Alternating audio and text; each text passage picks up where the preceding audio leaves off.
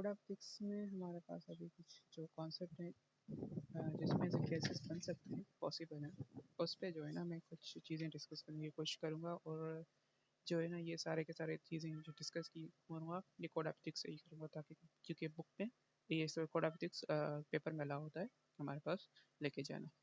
तो पहली टॉपिक है हमारे पास कोड ऑफ एथिक्स में कॉन्फ्लिक्ट ऑफ इंटरेस्ट, जो सेक्शन नंबर 310 में डिस्कस किया गया है। अब इस सेक्शन में इसका ओवरऑल व्यू देता हूँ ना। इस सारे तकरीबन 5 पेजेस हैं। इसका पेज स्टार्ट हो रहा है 83 से ऑनवर्ड, 83 से लेके 88 तक तकरीबन 5 पेजेस हैं ये टोटल, जिसमें कॉन्फ्लिक्ट ऑफ इंटरेस्ट को डिस्कस किया गया है। अब इस 5 पेजों में इसकी ओवरव्यू देता हूँ कि इसने क्या क्या डिस्कस किया है। सबसे पहले इंट्रोडक्शन आ रहा है ये।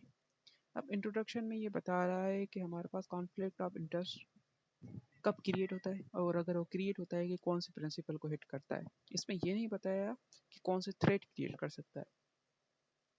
अच्छा, उसके बाद जो है ना ये रिक्वायरमेंट है। ये रिक्वायरमेंट का मतलब ये है कि इस पे कोई चीज़ नहीं हमारे पास मेंशन की गई, बस इसमें एग्जांपल्स मेंशन की गई हैं कि इन एग्जांपल्स में हमारे पास कॉन्फ्लिक्ट ऑफ इंटरेस्ट क्रिएट होता है।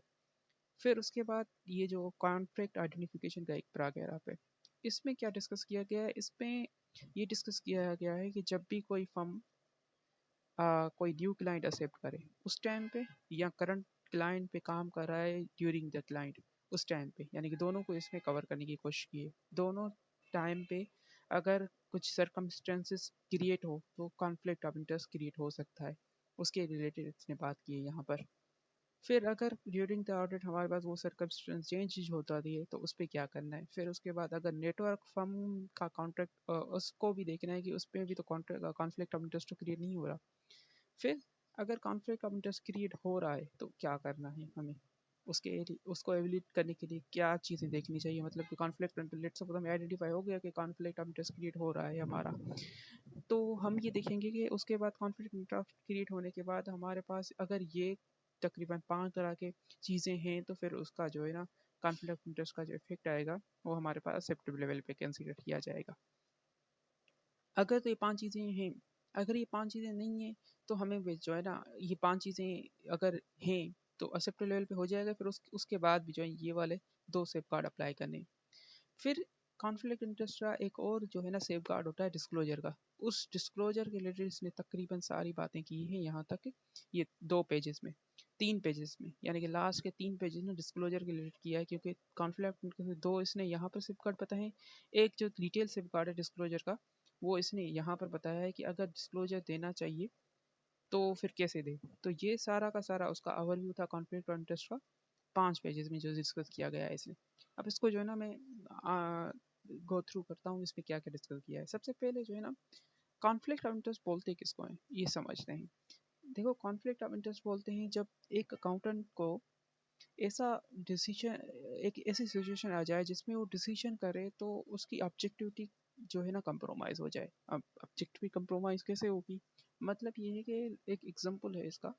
उसके लिए इसने 2 कंडीशन बताई है। ऑब्जेक्टिविटी का प्रिंसिपल कब कैसे कंप्रोमाइज़ होता है। कॉन्फ्लिक्ट का मतलब होता है इत्तेफाक, यानी कि मैं कुछ और बोल रहा हूँ और आप कुछ और बोल रहे हैं, 2 पर्सन की एक दूसरे से बात मैच नहीं हो रही और चांसेस से मैच नहीं होगी दोनों की बात।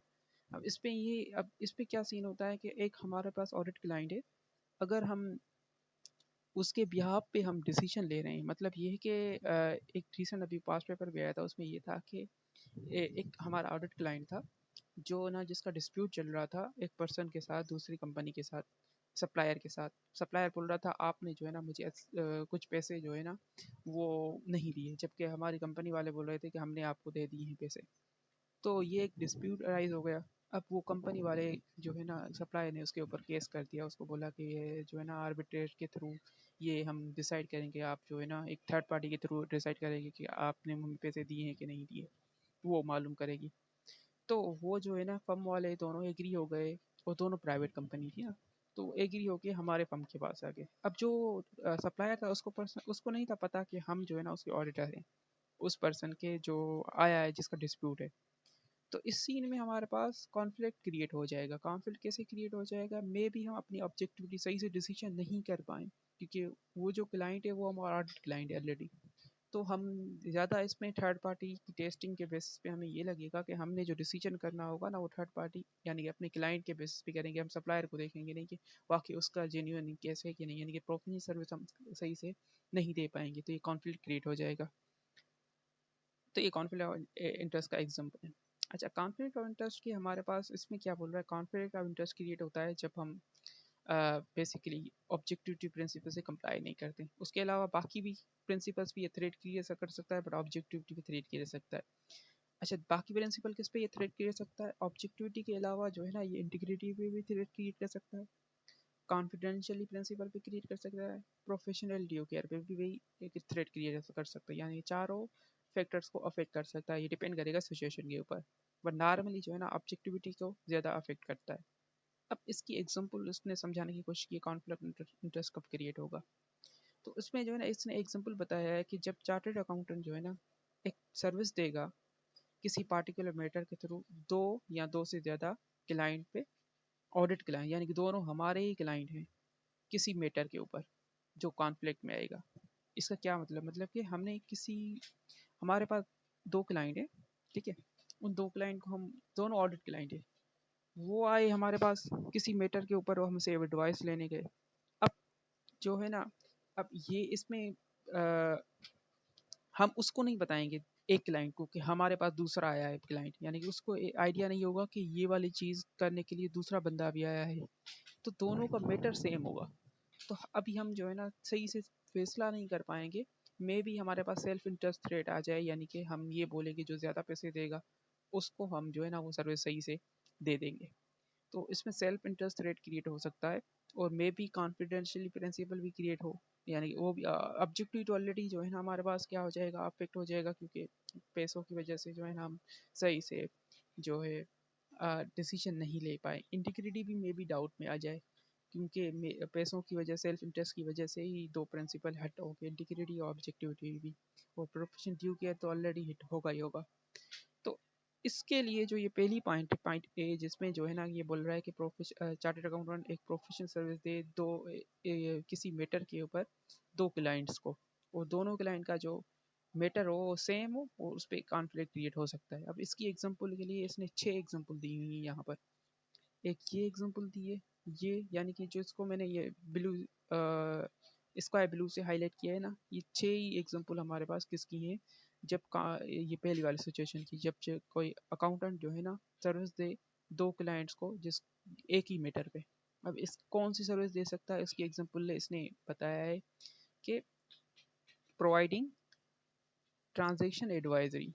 मतलब कि ट्रांजैक्शन एडवाइजरी का मतलब ये है कि किसी कंपनी को बाय करने की कोशिश कर रहे हैं, to seeking client to acquire an audit client, where a firm is obtained confidential information during the course of audit that might be relevant to transaction। इसका मतलब ये है कि एक क्लाइंट आ गया हमारे पास, वो बोल रहा है कि मैं जो है ना एक कंपनी बी को अक्वायर करना है, बट जो कंपनी बी है ना वो हमारा ऑडिट क्लाइंट है, उसका हम ऑडिट कर चुके हैं पास्ट में, ठीक है, या करंटली भी हम ऑडिट कर रहे हैं, करंटली आप ऑडिट कर रहे हैं उसका, तो ऑडिट कर रहे हैं इसका मतलब ये हमारे पास उसकी कॉन्फिडेंशियल इन्फॉर्मेशन होगी। तो जो ये न्यू पर्सन आया है जिस जो हमसे सर्विस ले रहा है ना, इसको हम जो है ना वो सर्विस ड्यूरिंग द सर्विस वो हम जो कॉन्फिडेंशियल इंफॉर्मेशन है मे बी जो है ना हम यूज़ कर पाएँ, यानी कि कर सकते हैं, जिसकी वजह थ्रेट क्रिएट हो जाएगा कॉन्फिडेंशियलिटी प्रिंसिपल के ऊपर, या सेल्फ इंटरेस्ट की वजह से, पैसे कमाने की वजह से हमने कॉन्फिडेंशियल इंफॉर्मेशन पर्सनल यूज़ के लिए इस्तेमाल की। तो थर्ड पार्टी जो है ना यही डिसीजन करेगी कि इसने वेल इवन हमने की भी नहीं हो फिर भी थर्ड पार्टी की नज़र में तो करेंगे ही, उसने अज्यूम कर लिया कि हम करेंगे इसकी कॉन्फिडेंशियल इंफॉर्मेशन। इवन तो हमारे पास कुछ इसके सेफ गार्ड भी हैं, अगर ऐसा सीन आता है या ऐसी कोई होती है तो उस पर हम क्या चीज़ें करें तो फिर थर्ड पार्टी को लगेगा कि वाकई इसने ऐसा नहीं किया होगा। तो ये पहली सर्विस ये है कि हमने जो है ना हमारे पास एक क्लाइंट आया जिसको जो है ना हमारे ही ऑडिट क्लाइंट को अक्वायर करने की कोशिश कर रहा है। दूसरा इसके एग्जांपल में ये बता रहा है हमारे पास providing an advice to a client at the same time where the client is competing acquire a same company। अब इसमें एक क्लाइंट था, ठीक है, and advice might be relevant to third party competed. अब यहाँ पर क्या था, जो अक्वायर करने वाला था वो वो एक अलग कंपनी, तो वो न्यू कंपनी, वो हमारा ऑडिट क्लाइंट नहीं था, पर जिसको अक्वायर कर रहा था वो ऑडिट क्लाइंट था। दूसरे में ये है कि जिसको अक्वायर कर रहा है ना वो ऑडिट क्लाइंट नहीं है, बट जो अक्वायरर है, जो अक्वायर करना चाहता है, जिसको हम सर्विस दे रहे हैं, दोनों वो ऑडिट क्लाइंट, यानी कि दो कंपनी ए और कंपनी बी जो है ना, एक क्लाइंट को अक्वायर करना चाहिए, एक सी कंपनी को अक्वायर करना चाहती है। तो इसमें भी सेल्फ इंटरेस्ट का थ्रेट आ जाएगा। अब इसमें कॉन्फिडेंशियल इंफॉर्मेशन का प्रिंसिपल हिट नहीं होगा, बट इन अकॉर्डिंग टू जिस कंपनी के रिलेटेड, क्योंकि उसकी इंफॉर्मेशन होगी नहीं, क्योंकि वो हमारा ऑडिट क्लाइंट नहीं है। बट सेल्फ इंटरेस्ट थ्रेट आ सकता है जो इंटीग्रिटी और ऑब्जेक्टिव टू कम्प्रोमाइज़ कर सकेगा, वो इसलिए क्योंकि इन दोनों क्लाइंट में जो हमें ज़्यादा, ये लग सकता है ना कि इन दोनों में जो ज़्यादा हमें पैसे देगा उसको हम सही से बताएंगे कि ये वाली सर्विस क्या है, क्योंकि दोनों हमारे ही क्लाइंट है। तो इस सीन में हमारे पास क्या हो सकता है, कॉन्फ्लिक्ट ऑफ इंटरेस्ट क्रिएट हो सकता है दोनों की वजह से। फिर उसके बाद जो है ना, ये बता रहा है providing a service to a seller and a buyer in relation to same transaction. यहाँ पर कंपनी की बात कर रहा था, इसी तरह से यहाँ से कोई पीपी बाय करना चाहता है, तो पीपी की वैल्यूएशन करने के लिए हम सेलर को भी वही सर्विस दे रहे हैं और बायर को भी बोल रहे हैं कि आप इसको यानी कि मार्केट प्राइस भी उसकी निकाल के दे रहे हैं। सेलर को जो है ना उसको बता रहे हैं कि ये अगर परचेज करेंगे तो आपको यह फ़ायदा होगा, और इस तरह से बायर को हम उसकी फेयर वैल्यू निकाल के दे रहे हैं, तो इस सीन में भी कॉन्फ्लिक्ट ऑफ इंटरेस्ट क्रिएट हो जाएगा। फिर इसी तरह से जो है ना, हम वैल्यूएशन कर रहे हैं दो पार्टीज़ के, सेम यही चीज़ आ गई हमारे पास, दो पार्टीज़ हो गई एक एसेट इसके ऊपर, तो जो ज़्यादा पैसे देगा मे बी उसको हम सही से वैल्यूएशन करके दें, तो यहाँ पर भी कॉन्फ्लिक्ट ऑफ इंटरेस्ट क्रिएट हो जाएगा। उसके बाद एक लीगल मैटर है जो अभी मैंने डिस्कस किया, दो क्लाइंट के ऊपर, दो क्लाइंट के ऊपर सेम मैटर पे ऊपर, और ठीक है, तो उसके ऊपर हम एक सेम मैटर है हमारे पास जिसपे हम रिप्रेजेंट कर रहे हैं दोनों को, यानी कि एज लीगल एडवाइज़र हम दोनों के क्या हो रहे हैं, हम अपीयर हो रहे हैं। तो इस सीन में जो भी है ना, हमारे पास कॉन्फ्लिक्ट ऑफ इंटरेस्ट क्रिएट हो सकता है। अब ये लाइसेंस वाला एग्रीमेंट है, ये जो है ना, in relation to licence agreement providing assurance report for licensor on the royalty due to while advising the lessee on the account are payable। मतलब कि जो पेटेंट जो है ना दे रहा है लाइसर, उसको रॉयल्टी के रिलेटेड हम सर्वे बताएंगे, रॉयल्टी जो है ना कितनी चार्ज करनी चाहिए, और जो लेसी है यानी कि जो पेमेंट करेगा उसको पेमेंट के रिलेटेड सर्विस दे रहे हैं, तो इस सीन में भी कॉन्फ्लिक्ट इंटरेस्ट क्रिएट होएगा। तो ये पहली सिचुएशन थी हमारे पास जिसमें कॉन्फ्लिक्ट इंटरेस्ट क्रिएट होगा। दूसरा ये है कि interest of chartered account with respect to particular matter and interest of the client for which the accountant provide a provision related to the between conflict। इसका क्या मतलब हुआ? इसका मतलब ये है कि interest of chartered accountant, chartered account का कोई भी पर्सनल अनुवाद किसी पार्टिकुलर मैटर के तहत, और क्लाइंट का interest for home the accountant provide a professional, यानी कि एक चीज़ है जिसमें चार्टर्ड अकाउंटेंट यानी कि जो सर्विस दे रहा है उसका इंटरेस्ट है, और उसी से रिलेटेड क्लाइंट आया है कि मुझे जो है ना ये चीज़ अक्वायर करनी है कि नहीं। इसका एग्जांपल जो है ना इसमें यहाँ पर नीचे दी हुई है कि advising a client to invest in business in which for example spouse of chartered accountant financial interest. ठीक है, मतलब ये है कि एक क्लाइंट आया हमें, अब जो है ना उसने बोला है कि मुझे जो है ना किसी बिजनेस में इन्वेस्ट करना है। तो यहाँ पर हम ऊपर वाले केस में ये था कि वो जिस कंपनी में इन्वेस्ट करना चाहता है वो हमारा ऑडिट क्लाइंट है, ठीक है। बट यहाँ पर जो है ना वो हमारा ऑडिट क्लाइंट नहीं है, बट हमारा जो हमारी स्पाउस है ना उसके वहाँ पर शेयर्स हैं। तो हम उसको जो है ना, अगर वो कंपनी उसमें लेट सपोज अक्वायर करेगी या इन्वेस्ट करेगी तो उसकी शेयर प्राइस बढ़ जाएगी, जिसकी वजह से पर्सनल अनुपात हमारे पास क्रिएट हो जाएगा, सेल्फ इंटरेस्ट रेट आ जाएगा।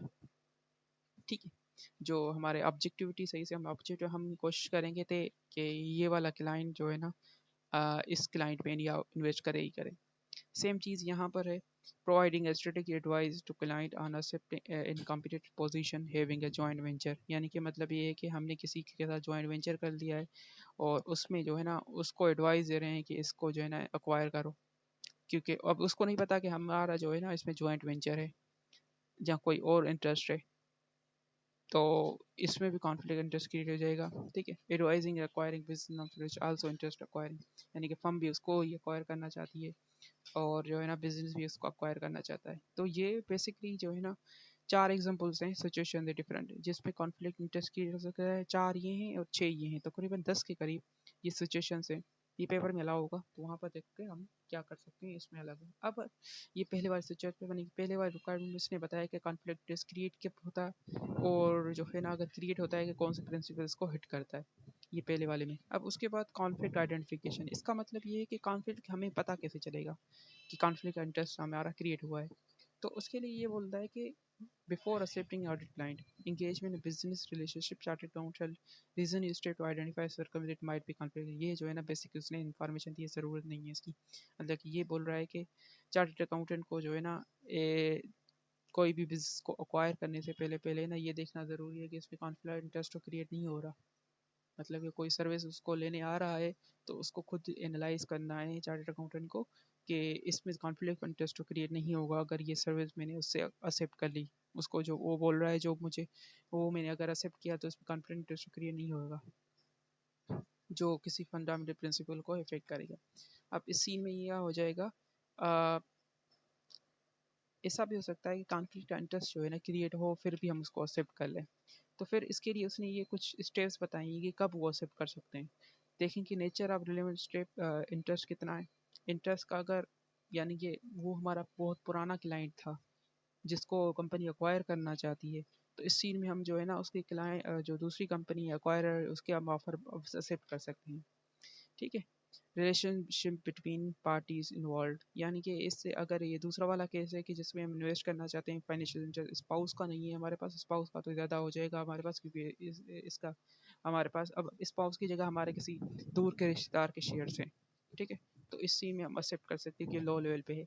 तो ये एवोल्यूशन के कुछ उसने वेक्टर बताए हैं कि nature of relevant interest, interest को रिलेवेंट देखेंगे एक्सेप्ट करने से पहले, और फिर उसके बाद रिलेशनशिप देखेंगे, फिर सर्विस हम उसको सर्विस कौन सा दे रहे हैं जो अक्वायर करने आ रहा है और उसकी इम्प्लीकेशन रिलेवेंट पार्टीज पे क्या होगी, ये चीज़ें देखनी है। अच्छा, उसके बाद जो है ना ये बोल रहा है कि इफेक्टिव एक चार्टर्ड अकाउंटेंट को कॉन्फ्लिक्ट ऑफ इंटरेस्ट आइडेंटिफाई करने के लिए या रिलेशनशिप आइडेंटिफाई करने के लिए क्या करना चाहिए, क्या सा प्रोसेस होना चाहिए। तो इसलिए ये बोल रहा है in effective conflict identification process assess मदद करता है चार्टर्ड अकाउंटेंट को reasonable step to identify interest relationship that create actual or potential conflict of interest both during यानी कि एक्सेप्ट करने से पहले या ड्यूरिंग द एंगेजमेंट, दोनों के तहत हमारे पास एक जो कॉन्फ्लिक्ट इंटरेस्ट हमें देखना है। अच्छा, वो प्रोसेस कौन सा है उसके लिए बोल रहा है considering matters identify the external parties for client and potential client. अब ये हमें कैसा पता चलेगा कॉन्फ्लिक्ट इंटरेस्ट क्रिएट हो रहा है, इसके लिए जो है ना ये प्रोसेस ये बता रहा है कि कंटिन्यूसली एक फर्म जो है ना ये उसके प्रोसेस होना चाहिए कि वो ये देखें कि हमारे क्लाइंट कौन से हैं, एक्सटर्नल पार्टीज कौन सी हैं, करंट क्लाइंट कौन से हैं, पोटेंशियल क्लाइंट कौन से हैं जिसपे मे भी कॉन्फ्लिक्ट इंटरेस्ट क्रिएट हो सकता है। ठीक है। अच्छा, उसके बाद जो है ना अब ये आइडेंटिफिकेशन का प्रोसेस की डिटेल बता रहा है कि इसमें क्या उनसे फैक्टर होने चाहिए। सबसे पहले जो है ना हमें ये देखना चाहिए जो भी हम सर्विस दें उसकी नेचर देखें, उसको आइडेंटिफाई करें कि नेचर ऑफ सर्विस कौन सा है। फिर साइज़ ऑफ फर्म, यानी कि फर्म कितनी साइज़ की। अब इसका क्या मतलब हुआ फर्म की साइज़ का मतलब ये है कि अगर छोटी फर्म है ना उसमें जो है ना हमारे पास स्टाफ भी कम होगा तो कॉन्फ्लिक्ट ऑफ इंटरेस्ट का जो थ्रेट होगा ना वो ज़्यादा हो जाएगा। इस ज़्यादा क्यों हो जाएगा क्योंकि सेम बंदे जो है ना उसको ऑडिट भी कर रहे होंगे, फिर उस सेम बंदे जो है ना दूसरे पर्सन को उसको उसकी एडवाइजरी सर्विस भी दे रहे हैं, तो इसलिए साइज ऑफ फर्म देखना ज़रूरी है। उसके बाद size and nature of client base, हमारे पास क्लाइंट कितने हैं ये भी देखना ज़रूरी है। स्ट्रक्चर ऑफ फर्म ये सेम यहाँ पर जो है ना सेम चीज़ें इसने रिपीट की है। खैर ये जो है ना एवोल्यूशन की प्रोसेस है कि जब कॉन्फ्लिक्ट का इंटरेस्ट आइडेंटिफाई हो ना फिर हम अपनी फर्म को देखेंगे हमारे फर्म में क्या चीज़ें हैं। पहले तो सबसे पहले ये देखना है कि उसको सर्विस कौन सी दे रहे हैं, फिर देखना है हमारी फर्म की साइज़ कितनी है, हमारे पास क्लाइंट बेस क्या है। ठीक। क्योंकि सेल्फ इंटरेस्ट अगर तो क्लाइंट कम है तो हम एनी हाउ उसको जो है ना क्लाइंट को जाने नहीं देंगे और उसको बोलेंगे हम ही तुम्हें सर्विस दे रहे हैं क्योंकि सेल्फ इंटरेस्ट का थ्रेट आ जाएगा।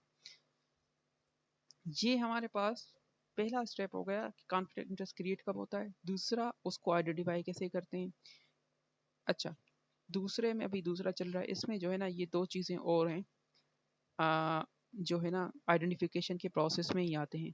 अब ये क्या है, change in circumstances. Change in circumstance का मतलब क्या है कि जब ड्यूरिंग अब यहाँ पर एक्सेप्ट कर लिया उस क्लाइंट को, यहाँ पर था एक्सेप्ट करने से पहले क्या क्या चीज़ें देखनी है, अब यहाँ पर उस क्लाइंट को एक्सेप्ट कर लिया उसके बाद हमें क्या देखना है ये देख यहाँ पर ये बता रहा है।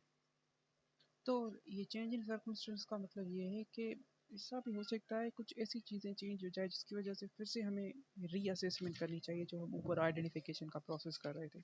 तो उसको डील करने के लिए यहाँ पर यही बात वो कर रहा है कि chartered account should remain alert to change our time in the nature of service, interest, relationship that might create conflict of interest while performing engagement. इसका क्या मतलब हुआ? इसका मतलब ये है कि मैं स्पाउस की बात कर रहा हूँ यहाँ पर, जो ये दूसरा केस था कि उसका खुद का इंटरेस्ट हो उसमें।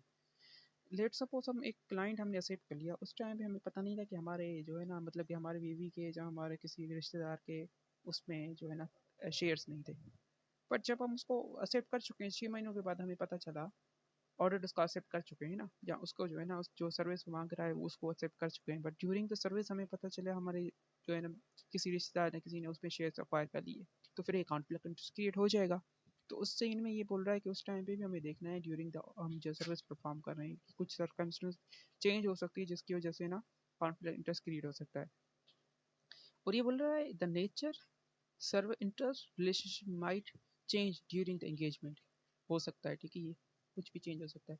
This is a particular true when a chartered accountant is asked to conduct an engagement in a situation that might become adversely, even though the parties who engage in accountant initially might not involve in dispute। ये भी हो सकता है कि अब इसका जो है ना मुझे अभी एग्जाम्पल करेक्ट याद नहीं आ रहा इस लाइन का कि इस लाइन में ये लाइन क्यों इसने ऐड की हुई है, ठीक है, बट आज कोई एग्जाम में इसकी लाइन का मुझे कभी नज़र नहीं आया कि ये वाली लाइन हमारे पास किसी ने पूछी है कि नहीं पूछी, इसका क्या मतलब है इस लाइन का, इस पैराग्राफ का। अच्छा, उसके बाद जो है ना हम चाहिए था ड्यूरिंग द ईयर अगर चेंजेस एक्सेप्ट करने के बाद भी हमें देखना है। उसके बाद नेटवर्क फर्म की बात कर रहा है कि जब हम आइडेंटिफिकेशन कर रहे थे यहाँ पर तो सिर्फ अपने फर्म को नहीं देखना, हमें ये भी देखना है कि हमारे नेटवर्क फर्म में भी ये चीज़ है कि नहीं है। मतलब कि जैसे कि हमने क्या पता वो हमारा क्लाइंट नहीं हो पर हमारे किसी नेटवर्क फर्म का क्लाइंट हो जिसको हम सर्विस दे रहे हैं अक्वायर करने की। तो इस सीन में जो है ना हमें ये बोल रहा है कि if a firm is a member of network firm, chartered accountant shall consider conflict of interest data accountant has reason to believe that exit arise due to interest in relationship with network firm। उसके साथ हो सकता है। अब इसमें भी same चीज़ें अगर ये होगा, इसकी आइडेंटिफिकेशन के लिए क्या देखने हैं, कौन सी फैक्टर्स देखने हैं व्हेन आइडेंटिफाइंग इंटरेस्ट रिलेशनशिप। तो नेचर ऑफ प्रोफेशन सेम वही चीज़ें बता रहा है जो यहाँ पर उसने बताया था, नेचर ऑफ प्रोफेशन, सर्विस, फिर जो है ना client serve with network firm, geographical location of related parties. ये तीनों चीज़ें यानी कि नेटवर्क फर्म के बारे में बता रहा है कि उसका क्लाइंट अगर हो तो उस सीन में हम भी ये देखना है कि कॉन्फ्लिक्ट इंटरेस्ट क्रिएट है। अब यहाँ पर ये वाली इंपॉर्टेंट बातें हैं, ठीक है, यहाँ से लेके इंपॉर्टेंट बातें चली। यहाँ तो सिर्फ पहले तो पहले तो इसने इंट्रोडक्शन बताया, फिर आइडेंटिफिकेशन का प्रोसेस बताया, कॉन्फ्लिक्ट इंटरेस्ट। अब एक और चीज़ में इसमें पहली रुकायत में ये बोल रहा है कि a chartered accountant shall not allow conflict interest to compromise professional judgement. यानी कि कोड ऑफ एथिक्स तो अलाउ ही नहीं करता, जब कॉन्फ्लिक्ट का इंटरेस्ट क्रिएट हो तो उस सीन में हमें जो है ना इन या उसको कॉन्फ्लिक्ट इंटरेस्ट को ख़त्म करना है। जनरल रिक्वायरमेंट जो 310 के पैरा नंबर 4 में आर में 310.4 में जो है ना ये बता रहा है। इसका मतलब ये है कि हमें कॉन्फ्लिक्ट इंटरेस्ट जब भी क्रिएट हो उसको इन या ख़त्म करना ही करना है। अब ये ख़त्म करना कैसे, वो हमारे पास इस वाले पैराग्राफ में पता है, identified threat created bye conflict interest. जब ये थ्रेट क्रिएट हो जाए उसके बाद जो है ना हमें क्या करना है, ये रिक्वायरमेंट यहाँ से लेके ऑनवर्ड जितनी भी ये रिक्वायरमेंट है ये सारी वही सिचुएशन है जब हमारे पास कॉन्फ्लिक्ट इंटरेस्ट क्रिएट होता है तो उसमें क्या करना चाहिए हमें। अच्छा, सबसे पहले जो है ना in general more direct connection between professional service and matter on which the party interest conflict, the more likely level of threat not acceptable level। इसका मतलब क्या हुआ, इस लाइन का मतलब ये है कि जितना रिलेशनशिप डायरेक्ट होगा ना और सर्विस जितनी हमारे पास क्या होगी उसके रिलेटेड होगी ना, उतना इसका लेवल जो है ना थ्रेट का हम एक्सेप्टेड यानी कि थ्रेट एक्सेप्ट नहीं कर सकते। मतलब ये है कि इसका एग्जांपल कैसे हो सकता है कि हम कौन सी को एक्सेप्ट नहीं कर सकते, उसके लिए कुछ और कर ही नहीं सकते। उसका एग्जांपल ये है कि हमने जो है ना एक क्लाइंट है करंट जिसका हम ऑडिट कर रहे हैं, उसी को जो है ना एक कंपनी अक्वायर करना चाहती है। तो इसको सिंपल, इसके कोई भी हमारे पास तकरीबन एवोल्यूशन नहीं है, हम जो है ना डायरेक्ट उसको बोल देंगे हम जो है ना अभी करंट इसका ऑडिट कर रहे हैं तो आप जो है ना किसी और फर्म को जो दो क्योंकि हम इसका एक्सेप्ट नहीं कर पाएंगे, तो इस सीन में हम उसको एक्सेप्ट ही नहीं करेंगे। तो इसलिए ये बोल रहा है कि डायरेक्ट कनेक्शन जितनी होगी प्रोफेशनल सर्विस और मेटर के दरमियान उतना रिलेशनशिप वो स्ट्रॉन्ग होगा और उसको हमें एक्सेप्ट लेवल कर एक्सेप्ट करने में से यानी कि एक्सेप्ट नहीं कर सकते उसको। अब एक्सेप्ट नहीं कर सकते या कर सकते हैं उसके लिए कुछ जो है ना इसने फैक्टर दिए हैं एवल्यूट करने के लिए। ठीक है, factor data relevant to enabling level threat. ठीक है, कॉन्फ्लिक्ट इंटरेस्ट जब हमारे पास मैयर पे अनऑथराइज्ड डिस्क्लोजर कॉन्फ्लिक्ट इंटरेस्ट। अच्छा, ये वाली चीज़ को छोड़ दो, ये वाली की चीज़ बस इतना है कि जो है ना, factor data relevant to evaluate the threat created by the conflict interest, इसको देखो यहाँ से लेके यहाँ तक। अब जो यहाँ से ऑनवर्ड बात कर रहा है ना, ये कुछ और बात है। यहाँ से including measures that prevent unauthorized disclosure of confidential information when the performing professional service related to particular matter for two more whose interest with the respect to confidence days। इसका मतलब मैं बाद में समझाता हूँ, बट अब से जो है ना, यहाँ से लेके यहाँ तक इतना पढ़ना है बस। ये फैक्टर जो है ना रिलेवेंट है कॉन्फ्लिक्ट इंटरेस्ट को, जब हमारे पास क्रिएट हो और हमें आइडेंटिफाई हो जाए, फिर उसके बाद हमें क्या देखना है एवल्यूट करने के लिए, क्या इसको ये एक्सेप्टेबल लेवल पे है कि नहीं है। यानी कि हम इस क्लाइंट को एक्सेप्ट करेंगे, यानी कि हमारे पास एक क्लाइंट आया जिसका ऑडिट क्लाइंट है, जो हमारा ऑलरेडी एक ऑडिट क्लाइंट है, और एक कंपनी आई उसको परचेस करने के लिए को आ रही है। तो अब उसको जो है ना, हम क्या इसको एक्सेप्ट करें कि नहीं करें, उसका ऑफर जो है, उसके लिए हम ये देखेंगे हमारी फर्म के पास separate practice spaces हैं, especially functions within the firm which might act a barrier to passing up the confidential information between two parties। इसका मतलब ये है कि अगर तो हमारी फर्म इतनी बड़ी है जिसमें दो एरियाज हैं, दो डिपार्टमेंट है, एक डिपार्टमेंट ऑडिट करता है, दूसरा डिपार्टमेंट एडवाइजरी देता है, वो दोनों में अलग अलग लोग हैं, और रिस्ट्रिक्शन लगी हुई है कि उसका एक की इंफॉर्मेशन दूसरे के पास नहीं जाएगी, तो फिर हम एक्सेप्ट कर सकते हैं। अगर तो ये चीज़ नहीं है तो फिर हम एक्सेप्ट नहीं कर पाएंगे। दूसरा, policy and procedures to limit access of file, यानी कि ऑडिट फाइल को एडवाइजरी वाला फाइल एडवाइज वाला बंदा चेक नहीं कर सकता। अगर ये सीन है तो फिर भी हम एक्सेप्ट कर सकते हैं। Confidential agreement sign by person and partner firm, यानी कि दोनों के दरमियान जो पर्सनल जो है ना एडवाइजरी दे रहा है उसको, और जो पर्सनल ऑडिट सर्विस दे रहा है, इन दोनों के दरमियान में एग्रीमेंट होना चाहिए कि आप जो है ना एक दूसरे को कॉन्फिडेंशियल इंफॉर्मेशन शेयर नहीं करेंगे। एक एग्रीमेंट साइन होना चाहिए दोनों के दरमियान में। अच्छा, उसके बाद separate confidential information physical and electronically, information जो है ना फिजिकली और इलेक्ट्रॉनिकली सेपरेट जगहों पे रखी जाए वो। ठीक है, पहले तो उसने बताया उस इंफॉर्मेशन की एक्सेस नहीं होनी चाहिए, फिर उसको जो है ना दोनों की इंफॉर्मेशन को एक्सेस से और इन एडवांस एक ऑप्शन इसने बता दिया कि हमारे पास क्या है, वो सब उनकी जगहें भी सेपरेट होनी चाहिए। Specific dedicated training and communications, यानी कि उसको लोगों को बताया जाए कि ये चीज़ कॉन्फ्लिक्ट इंटरेस्ट क्रिएट होती है, इसकी वजह से ना आप दोनों इन इंफॉर्मेशन से अलग रहो। ठीक है, उनको बताया जाए। अगर तो ये चीज़ें हैं, इसका मतलब है level of threat acceptable level पे है, उसके बाद भी जो है ना हमें ये सेफ गार्ड अप्लाई करने हैं। अगर तो ये चीज़ें नहीं हैं तो फिर तो वो एक्सेप्ट ही नहीं करना, फिर ये वाली चीज़ें हमें क्या करनी है, लगानी ही नहीं है ये। बट अगर तो ये चीज़ें हैं, उसके बाद जो है ना फिर हम क्या करेंगे, फिर उसके बाद एडवांस में मतलब कि एडिशनल प्रोसीजर में ये दो चीज़ें भी हम करेंगे कॉन्फ्लिक्ट इंटरेस्ट को वो करने के लिए, ताकि हमारा थर्ड पार्टी को ये लगे कि हमने सारी चीज़ें करनी है। अब ये दो चीज़ें क्या हैं, इसके लिए इसको वर्ड यूज़ करता है safe guard. Basically safe guard तब अप्लाई होते हैं जब एवोल्यूशन में हमारे पास पता चलता है कि हमारा थ्रेड जो है ना वो एक्सेप्टेबल लेवल पे है। अगर तो एवोल्यूशन लेवल पे ही हमें ये पता चले कि थ्रेड एक्सेप्टेबल लेवल पे नहीं है, तो फिर उसको जो सेफ गार्ड करने के लिए यही एक सेफ गार्ड है कि उस थ्रेड को क्रिएट होने का जो मैटर है ना उसको ही ख़त्म कर दें। जैसे कि इस सीन में ऐसा, अगर ये सारी चीज़ें ऊपर वाली पांच चीज़ें नहीं है हमारे पास, तो फिर जो है ना वो एक्सेप्ट ही नहीं करेंगे, फिर ये सेफ गार्ड उसका यही होगा कि हम एक्सेप्ट ही नहीं करें। अगर ये पांच चीज़ें हैं, उसके बाद भी हमें ये चीज़ें करनी है, हम जो है ना सेपरेट टीम दोनों के लिए रखें और उनको बताया जाए कि कॉन्फिडेंशियली मेंटेन करो। एक ये सेफ गार्ड है। दूसरा, जो पर्सन आया है ना उसको हम डिस्क्लोज कर दें, ये वाला भी हमारे पास डिस्क्लोजर वाला ना, बट उससे पहले उसकी कंसेंट लेना लाजमी है, डिस्क्लोज करने से पहले कंसेंट लेना लाजमी है। अब ये डिस्क्लोजर का सारा मैटर जो है ना नीचे है। दो ये हमारे पास क्या हो जाएंगे, सेफ गार्ड हो जाएंगे। तीसरा सेफ गार्ड है, हम एक अप्रोप्रिएट रिव्यूअर दोनों के ऊपर अप्लाई कर लें, जो ये देखें कि ऑडिट वाले को ऑडिट सर्विस हम सही दे रहे हैं और एडवाइजरी वाले को एडवाइजरी सर्विस हम दे रहे हैं सही। ठीक है, वो ये चेक करें। अब ये जो रिव्यूअर होना चाहिए, ये दोनों में इन्वॉल्व नहीं होना चाहिए, दोनों सर्विस में। ठीक है, और ये रिव्यू करे वर्क परफॉर्म असेसिंग की जजमेंट एंड कंक्लूजन, ताकि हमारा जो है ना ये लगे थर्ड पार्टी को कि वाकई जाए इसको खुद हम ये शो कर पाएँ कि हमने सर्विस सही दी है, ये रिव्यू करे हमें वर्किंग को। अब हम बात करते हैं डिस्क्लोजर के ऊपर। देखो, डिस्क्लोजर देने से पहले ना कंसर्न लेना लाजमी होता है, क्योंकि मे भी ऐसा हो कि हम उसको बताएं कि आपकी कंपनी को जो है ना ये एक्वायर करना चाहता है, तो फिर जो है ना वो उसको बिड प्राइस वगैरह जो है ना हाई में भी बताएं। और उसको जो है ना ऑलरेडी उसको पता है कि मेरी ये कंपनी मुझे परचेज करेगी, तो इसलिए ना कॉन्फिडेंशियल इंफॉर्मेशन मार्केट में आ जाएगी कि ये वाली पर्सन इसको अक्वायर करना चाहता है। तो फिर दोनों के दरमियान में हमारा जो है ना कॉन्फिडेंशियल का प्रिंसिपल ब्रीच हो जाएगा। तो इसलिए जो है ना कंसर्ट लेना लाजमी है, मतलब कि उस पार्टी को बताना है कि आप जो है ना अक्वायर करना चाहती हैं, तो क्या ये बात मैं उस पार्टी को बताऊं जिसको अक्वायर करना चाहती हूँ। फिर उसको डिस्क्लोजर लें।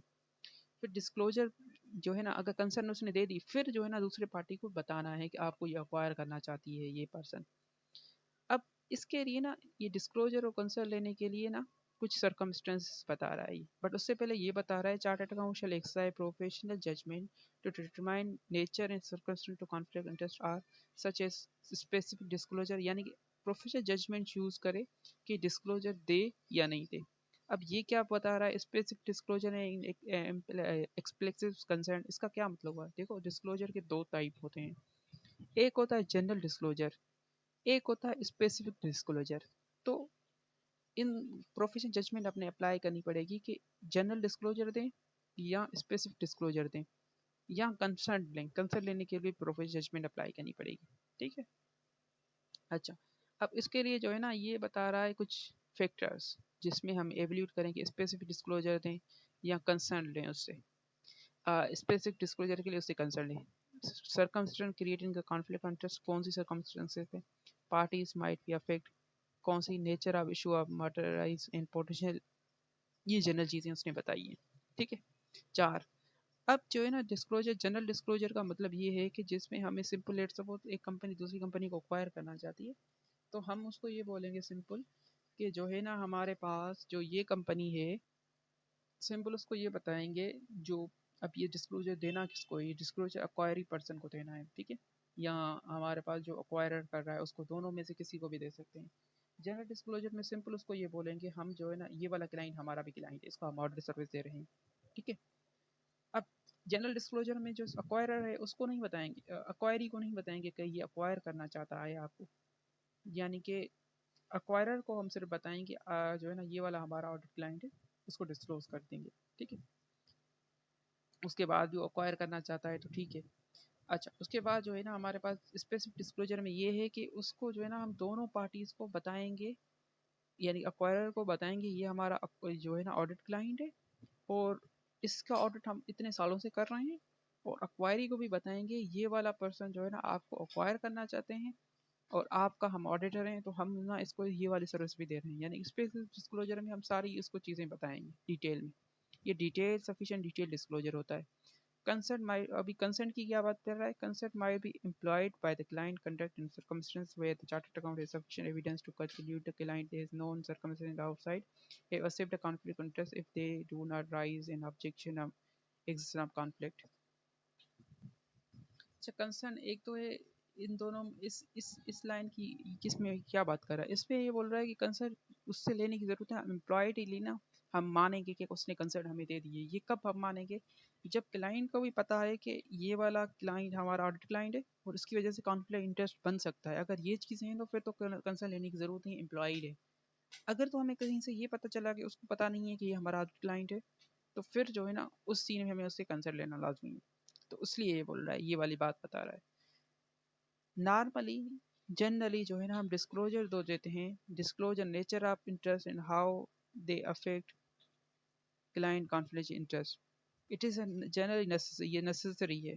और to obtain consent affected client to perform professional service and safeguard applied address, ये दोनों एनी हाउ ज़रूरी है, इसको डिस्क्लोज करना भी ज़रूरी है, उसको जो है ना उसका कंसेंट लेना भी ज़रूरी है। अगर तो कंसर्न हमारे पास क्या राइटिंग में नहीं दे रहा है, तो फिर हमें अपने डॉक्यूमेंट बनाने पड़ेंगे, रेचर ऑफ सर्कमस्टेंसेस, यानी कि इंटरेस्ट कैसे क्रिएट होगा, उसमें हमने सेफ गार्ड कैसे अप्लाई किए, आखिर में जो है ना वो क्लाइंट ने क्या बोला अपना, ये उसके लिए हमें ऑर्डर डॉक्यूमेंट क्रिएट करने हैं।